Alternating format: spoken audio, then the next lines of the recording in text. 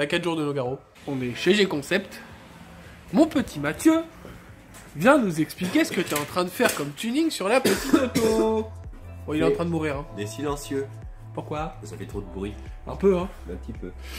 On est passé au banc, et au banc, à la mesure, au rupteur, elle est à 134 décibels. Grosse affaire, hein. Ça commence à faire. Du coup, l'idée qu'on a eue, c'est que vu qu'on a des belles sorties en 4 pouces, on s'est dit qu'il y en a deux. Deux sorties en 4 pouces. On est large. C'est quoi ton idée? Vas-y, explique-nous. On va faire des silencieux. Oui. Dans les sorties en 4 pouces. Ah, c'est malin ça. La mitarette. T'as mis ta règle, oui. Avec de la laine. Et tu vas insérer ça dans les deux tubes en 4 pouces. Et voilà. Ah, c'est pas bête.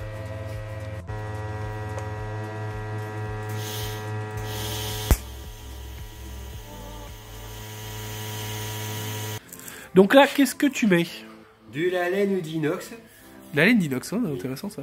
Sur une ligne en titane, tu pouvais pas me mettre de la ligne de la... Ça n'existe pas, ou sinon peut-être, mais ça doit valoir les yeux de la tête. Du coup ça va bien. Et en fait ça évite que la laine, elle s'en aille pas les petits trous. Et ça fait absorber encore plus. Parce que du coup, ça fait des petites cavités. Oui. Le son il est absorbé dans les petites cavités. D'accord. Voilà. Et par-dessus, on va mettre du la laine. Mais si on n'en met pas de ça, la laine, elle s'en va et ça fait de la merde. Donc du coup, sachant qu'on a toute la ligne en 3 pouces. 67. Donc 3 pouces, ouais, c'est du 76. Et qu'on a deux sorties qui étaient plus ça pour l'esthétisme qu'autre chose en 100 mm. Du coup, tu as fait tes calculs et de dire que deux tubes en sortie en 63,5 de 500 000 de long, qu'on insère en fait dans les sorties en 4 pouces. C'est bon.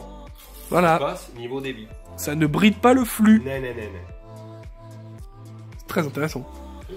Parce que là, 134 décibels... Alors moi j'ai un commis qui me découpe la luche, mais je sais pas, il était malade. Et je crois qu'il est en train de filmer ton commis. Du coup il me fait chier là.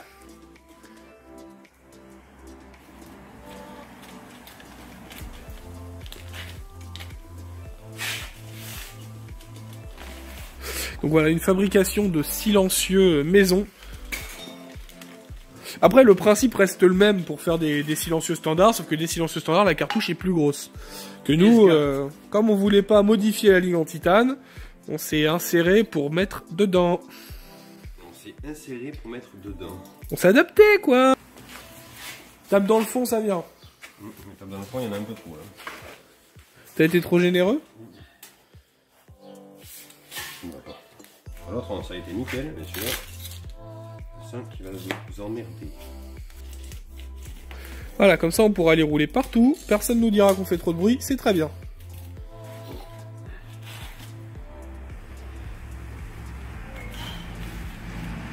Est-ce que vous voyez?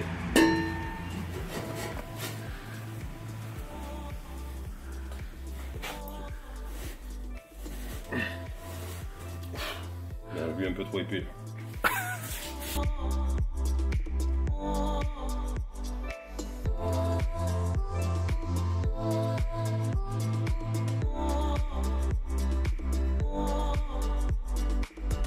Bon, deuxième essai avec un peu moins de laine là.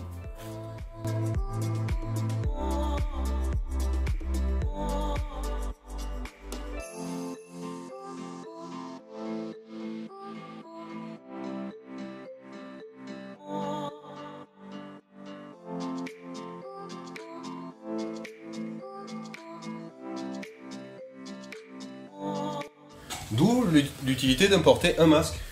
Ah, ce serait une bonne idée, c'est vrai. Hein. Parce que les particules fines, voilà, ça se va dans fond dans les poumons. Ouais, enfin le type il fume et il commence à chouiner pour 3 particules fines. Ah mais... T'es prêt? Vas-y. Non. Arrête Il est réussi. Bon, ça va partir, je pense que... Tiens, le bout de bois. Bon, c'est vrai que quand on voit faire comme ça... Ça fait gitan. Un petit peu, et bon.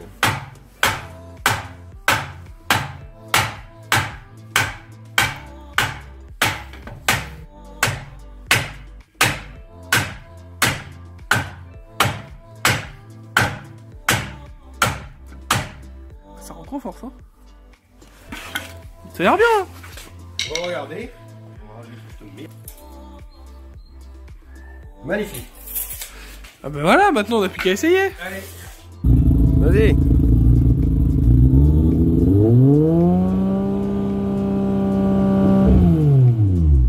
C'est bon. A few moments later.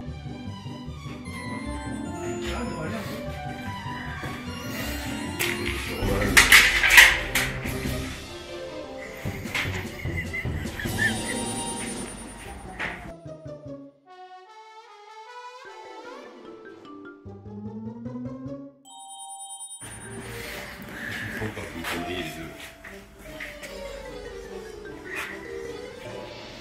Tu veux pas pris la vis, hein? Non. Non, non. De quoi? Elle est tombée. Hein? Elle est tombée. C'est toi qui as touché, elle est tombée.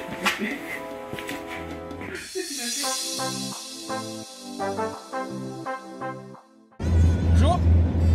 On va drifter. Vite. Avec des nuages. Et des voitures de course. Et du tuning. Beaucoup de tuning. Surtout le tuning. Avec des paillettes. Et des néons. Et parce que si t'as les paillettes, t'as les couleurs. Si t'as les couleurs, t'as les néons. Si t'as les néons, t'as la lumière. Si t'as la lumière, t'as l'intelligence. Si t'as l'intelligence, t'as la réussite. Et du coup, si t'as la réussite, bah t'es heureux. Si t'es heureux, tu vis longtemps. Donc du coup, si t'as des paillettes, tu vis longtemps. Et ouais. Les paillettes, c'est la vie. C'est QFD. Enfin, c'est FD aussi. Mais surtout, c'est QFD du coup.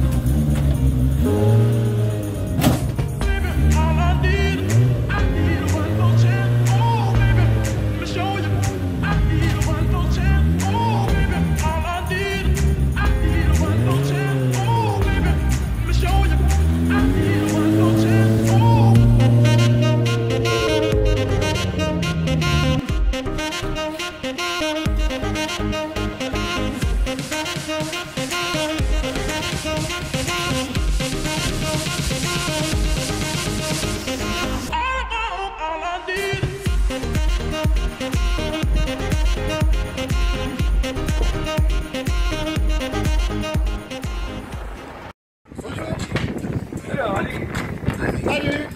Bien et toi? Salut. Ouais. Oui, on a des stagiaires, on a des... Oh, tu rigoles quoi?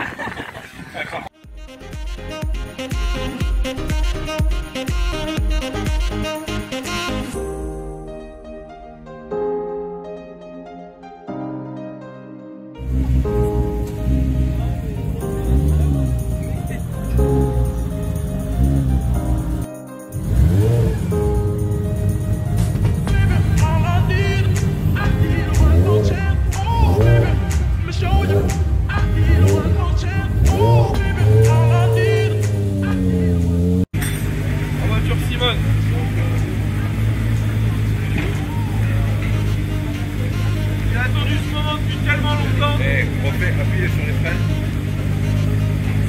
On va checker avec cette fille. Alors, c'est bon. Un petit mot avant de partir. Je suis tellement heureux d'être là.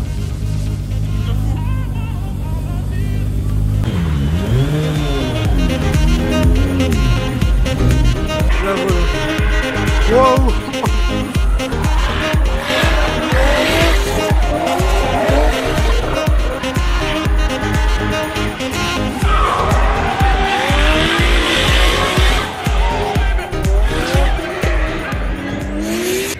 Monsieur Gilles, ça va? Ça fait longtemps. Ouais. Ça va?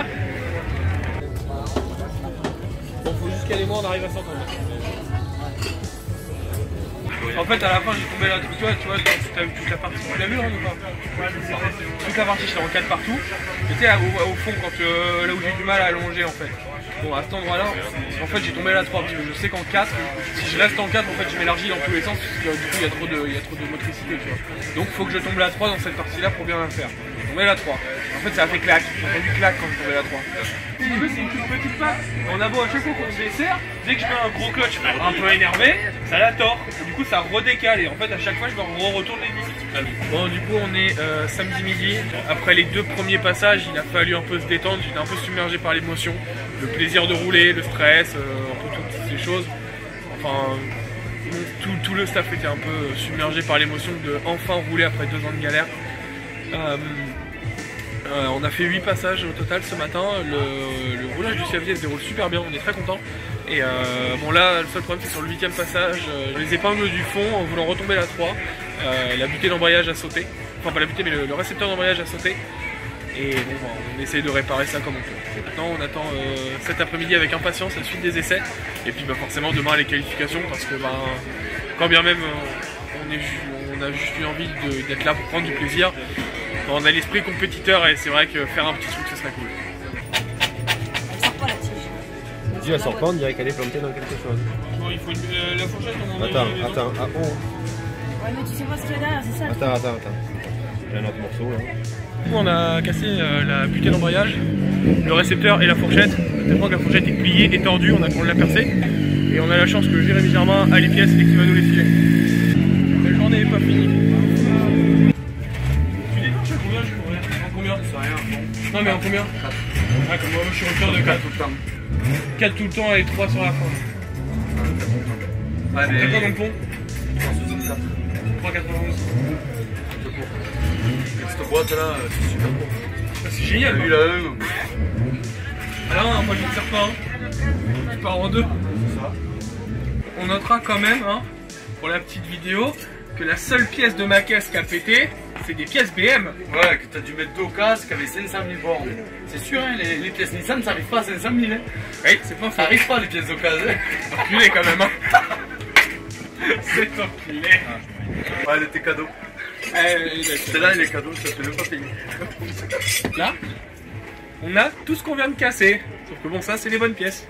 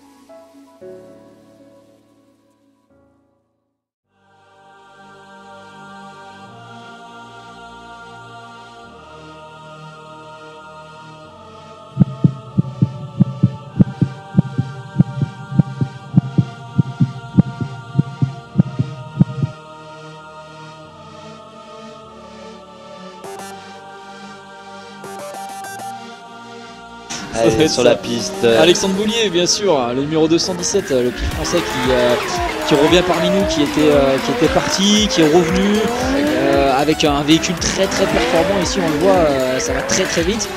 Il n'y a pas d'excuse, il faut y aller. Il roule très bien pour l'instant. Il enchaîne bien son run, il y a une belle évolution au niveau de sa qualité de glisse. Il a aussi une énorme machine de guerre qui a été faite avec amour et avec beaucoup de soins apportés à tous les petits détails. Je vous invite à aller la voir dans le paddock si vous avez l'occasion.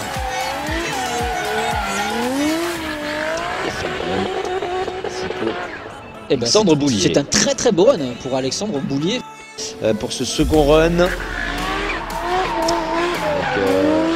déclenchement efficace, ça fume beaucoup pour cette S13. Beaucoup d'angles juste avant l'équipe numéro 2. Il passe loin du type numéro 3. Il est un peu désaxé sur ses trajectoires. Sur la ligne, on a été un petit peu mieux, je pense, sur run numéro 1. Après, en termes de vitesse, on est pas mal. Alexis. En termes de vitesse, il a un véhicule qui est très performant. On se sent à l'aise avec sa voiture.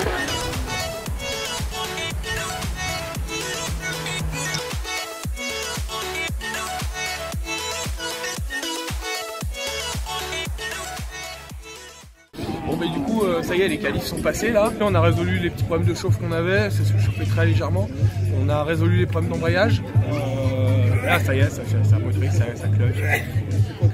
Donc voilà, bah, et la suite au prochain niveau. Tu poses la tête, tu penses plus et puis bon bah bon, direct. Alors Alex, ton petit bilan de cette première sortie? Eh bien, les qualifs se sont super bien déroulés, mais on n'y était pas. J'ai voulu faire 2 passages safe. J'ai pas voulu risquer ni l'auto, ni moi, ni une sortie, ni quoi que ce soit.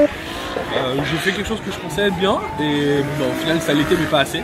Pas assez d'attaque, je pense. Au niveau du déclenchement, j'ai beaucoup de motricité sur cette auto, et j'ai pas encore le coup de volant pour la jeter assez fort.